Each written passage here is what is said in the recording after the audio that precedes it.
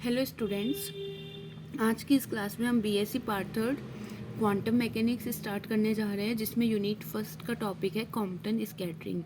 Compton scattering में क्या होता है कि हम एक पार्टिकल लेते हैं, एक इलेक्ट्रॉन पार्टिकल लेते हैं जो कि रेस्ट पे होता है, जिसकी हम स्कैटरिंग करवाते हैं फोटोन से, जिसका मोमेंटम पी होता है और वेवलेंथ लैम्डा होता है। एनर्जी इसकी E=H में होती है।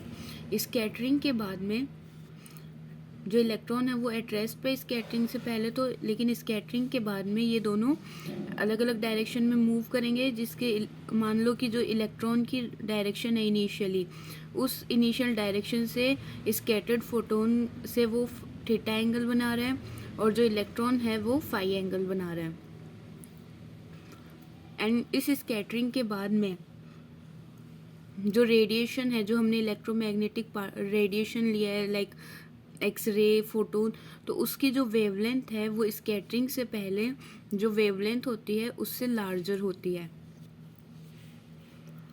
अब हम यहाँ पे लीनियर मोमेंटम कंजर्वेशन का लॉ लगाएंगे। तो बिफोर स्कैटरिंग कितना है मोमेंटम, पी वेक्टर, और इलेक्ट्रॉन रेस्ट पे है इसलिए इसका कोई मोमेंटम नहीं होगा। आफ्टर स्कैटरिंग पी डैश जो कि फोटोन का है, स्कैटर्ड फोटोन का, और इलेक्ट्रॉन का मोमेंटम है। अब हम यहाँ पे p e vector equals to p vector minus p dash vector, हम यहाँ से पी ई स्क्वायर की वैल्यू कैलकुलेट करेंगे, जहाँ पे हम p vector dot p vector से कैलकुलेट कर सकते हैं।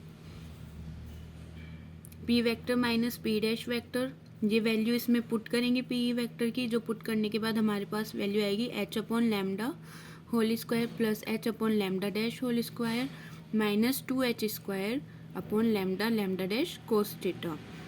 हम जानते हैं ये p vector dot p dash vector law से जानते हैं हम a vector dot b vector को हम ए बी कोस थीटा की तरह लिख सकते हैं, तो वही फॉर्मूला हमने यहाँ पे लगाया है। अब हम अबव इक्वेशन को सी स्क्वायर से मल्टीप्लाई करेंगे, तो सी स्क्वायर से मल्टीप्लाई करने के बाद P E square C square equal to H C upon lambda का whole square H C upon lambda dash whole square minus 2h square C square upon lambda lambda dash cos theta. इसको हम equation 1 name देंगे। अब हम energy conservation का law लगाएंगे। तो before scattering energy कितनी है फोटोन की, एच म्यू, और रेस्ट एनर्जी क्या होती है, m naught C square equal to after scattering जो फोटोन की एनर्जी है वो एच म्यू डैश हो गई, और जो इलेक्ट्रॉन की स्कैटरिंग है हम रिलेटिविस्टिक रिलेशन से जानते हैं कि एनर्जी इक्वल टू क्या होता है, under C square P square plus M naught सी स्क्वायर का होल स्क्वायर। तो यहीं पर ही हमारे पास क्या आ गई, इलेक्ट्रॉन की total energy under C square P square plus M naught सी स्क्वायर होल स्क्वायर। अब हम इसको सॉल्व करेंगे। एच म्यू डैश को हम लेफ्ट हैंड साइड में लेके आएंगे और दोनों तरफ होल स्क्वायर करने के बाद हमारे पास ये वैल्यू आएगी। अब हम इसका होल स्क्वायर ओपन करेंगे, ये ए प्लस बी प्लस सी के होल स्क्वायर का फॉर्म बन रहा है, तो ए का स्क्वायर प्लस बी का स्क्वायर प्लस सी का स्क्वायर प्लस 2ab, अब यहाँ पे माइनस है तो माइनस का साइन आ जाएगा, तो minus 2h mu dash M naught सी square minus 2h square C square lambda lambda dash, mu की जगह हमने सी अपॉन लैम्डा लिख दिया, पुट करा है, और इक्वल टू में C square P square plus M naught square C to the power 4। अब हम इस पूरी इक्वेशन में म्यू की जगह सी अपॉन लैम्डा पुट करेंगे।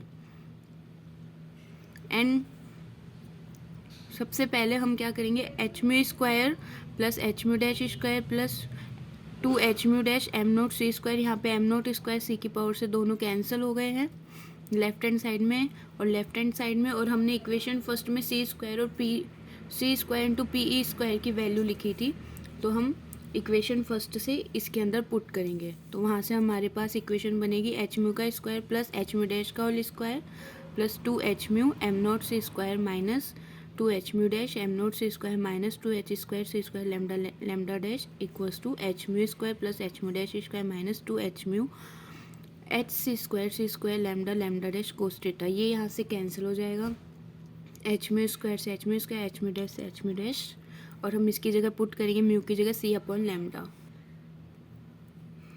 यहाँ पे वैल्यूज़ पुट करने के बाद हमारे पास फाइनल आंसर आएगा 2hc m naught C square into 1/λ minus 1/λ dash equal to 2h² C square upon lambda dash 1 minus cos theta.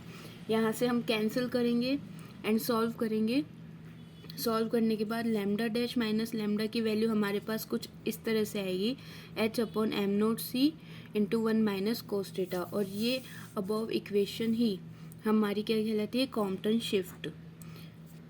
और यहाँ पे h/m0c इक्वल किस वेवलेंथ का है, लैम्डा की वेवलेंथ का है। और इसकी वैल्यू क्या होती है, इसकी वैल्यू हम पुट करेंगे h प्लैंक कांस्टेंट की value 6.6 into 10⁻⁻34 upon m0 electron का जो रेस्ट मास होता है 9.1 into 10⁻31। C speed of light की वैल्यू 3 इंटू 10⁸ इक्वल्स टू हमारे पास आएगा 0.0242 एंगस्ट्रॉम। हमने कॉम्पटन शिफ्ट को इक्वेशन 2 नाम दिया था, तो वहाँ से हम डेल्टा लैम्डा जो कॉम्पटन शिफ्ट है उस इक्वेशन में हम ये वैल्यू पुट करेंगे h/m0c की, तो वहाँ पे हमारे पास कॉम्पटन शिफ्ट की वैल्यू आएंगी 0.02421 माइनस कोस थीटा। अगर हमें मैक्सिमम वैल्यू चाहिए कॉम्पटन शिफ्ट की, तो उसके लिए हम किस वैल्यू पर कॉम्पटन शिफ्ट की वैल्यू मैक्सिमम आएगी, जब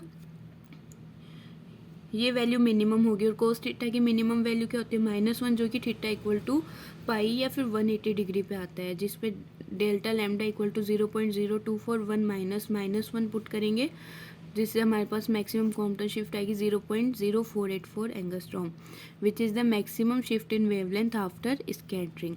तो आज का हमारा लेक्चर यही ख़त्म होता है कॉम्पटन शिफ्ट या फिर कॉम्पटन स्कैटरिंग से रिलेटेड।